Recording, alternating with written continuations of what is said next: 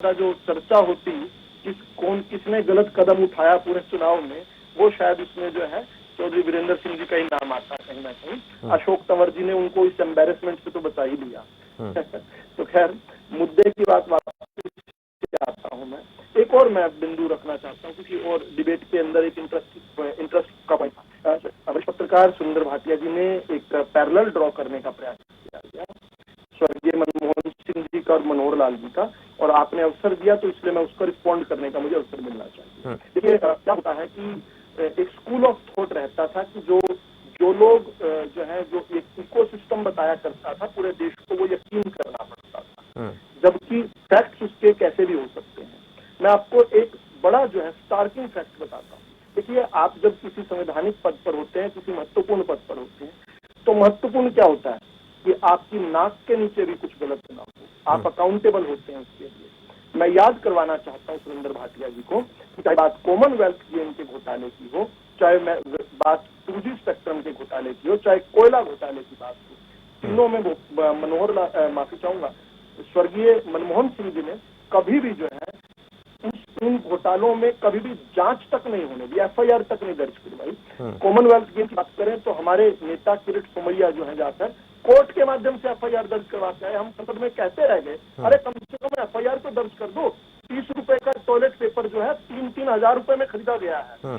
AC का bill जो है, यानी AC को खरीदा नहीं गया, उसको किराए पे 6-6 लाख रुपए में एक AC का यूनिट लिया गया, लेकिन हमारी बात नहीं मानी। तो आप उनको लगातार वर्षों तक उनको लेब लगाते रहिए कि वो ईमानदार थे, कैसे थे। अब स्वर्गवासी हैं, उनके बारे में बहुत अधिक नहीं कहना चाहिए। लेकिन चाहे बात हो 2G स्पेक्ट्रम की, पूरा का पूरा विंटर सेशन जो है धुल गया।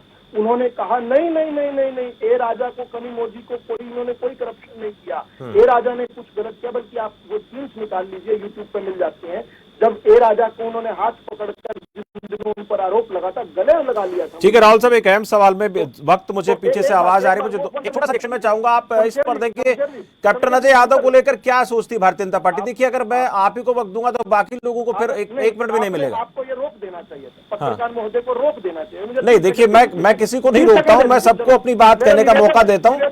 हाँ, शमशेर जी, मेरा निवेदन है 30 सेकंड दे दीजिए, क्योंकि ये बात आपके चैनल पर कही गई, जल्दी से मुझे भी पक्का अवसर मिलना चाहिए, यही न्याय है। देखिए, आपके नाक के नीचे भ्रष्टाचार होता रहे, और उन्होंने ये विषय जो है मनोहर लाल जी के संदर्भ में उठाया। मनोहर लाल जी को पता चला कि HPSC के अंदर गड़बड़ हो रही है ना, तो जाके फ्लाइंग स्क्वाड जाकर कैच कर आया। अब लेकिन बाद में हमारे पक्षों को पता चला कि जो घोटाला मनोहर लाल ने पकड़ लिया है। रजिस्ट्रियों के अंदर कोई बात की गड़बड़ पता चली तो उन्होंने खुद कहा कि नहीं, इसको इस तरह से चीज जनरेट होगी।